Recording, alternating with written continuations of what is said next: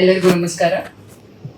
ಒಬ್ಬ ನಟಿಯ ದೃಷ್ಟಿಕೋನದಲ್ಲಿ ಹೇಳೋದಾದ್ರೆ, ನನಗೆ ಒಬ್ಬ ಹೀರೋಯಿನ್ ಆಗಬೇಕು ಅನ್ನುವ ಕನಸಿಗಿಂತ ಮುಂಚೆ ಬರೋದು ಒಬ್ಬ ಒಳ್ಳೆ ನಟಿ ಆಗಬೇಕು ಅಂತ. ಸೊ ಅದಕ್ಕೆ ಪೂರಕವಾಗಿ ಸಿಕ್ಕಂತ ಅವಕಾಶ ನನಗೆ Padmagandhi. Very organically we shot this cinema. From day one ಇಲ್ಲಿ ತನಕ ನನಗೆ ಪದ್ಮಗಂಧಿ ಅಂತ ಎಣಿಸ್ಕೊಂಡಾಗ ಶೂಟಿಂಗ್ ಅಲ್ಲಿ ಇರ್ಬೋದು, ಪ್ರತಿ ಸ್ಟೇಜಲ್ಲೂ ಕೂಡ it has a divine touch in this movie.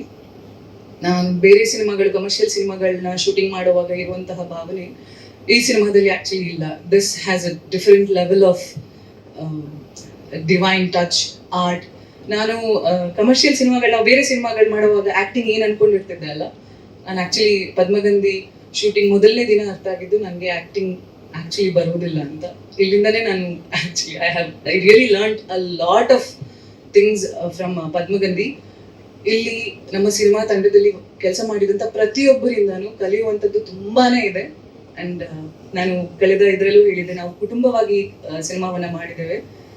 ಪದ್ಮಗಂಧಿ needs to be reached world wide, deserves to be reached world wide. ನಿಮ್ಮೆಲ್ಲರ ಸಹಕಾರ ಅದಕ್ಕೆ ತುಂಬಾ ತುಂಬಾ ಇಂಪಾರ್ಟೆಂಟ್ ಆಗುತ್ತೆ. ಇನ್ನೊಂದು very dream coming true moment ನನಗೆ ಈ ಸಿನಿಮಾ. ಫಸ್ಟ್ ನನಗೆ ಪದ್ಮಗಂಧಿ ಅನ್ನುವಂತಹ ಸಿನಿಮಾ ಕನ್ನಡ, ಸಂಸ್ಕೃತ, ಹಿಂದಿಯಲ್ಲಿ ಬರ್ತಾ ಇದೆ, ಅದಕ್ಕೆ ಆಡಿಷನ್ ನನಗೆ ಸಿಕ್ತು ಅನ್ನುವಾಗ I literally pray to every god, ನನಗೆ ಇದೊಂದು ಸಿನಿಮಾ ಸಿಕ್ಬಿಡ್ಲಿ, ನಾನು I want to do it ಅಂತ.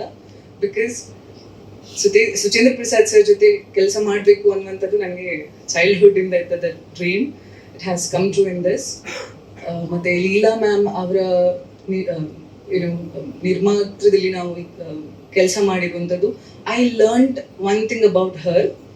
She is full of knowledge.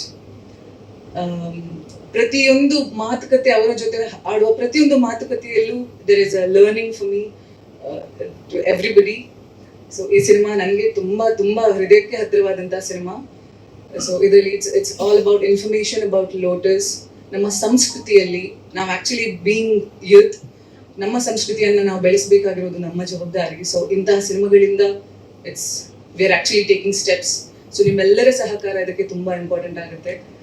ಈ ಅವಕಾಶಕ್ಕಾಗಿ ನಾನು ನನ್ನ ಎಂಟೈರ್ ತಂಡಕ್ಕೆ ಆಭಾರಿಯಾಗಿದ್ದೇನೆ. ಧನ್ಯವಾದಗಳು.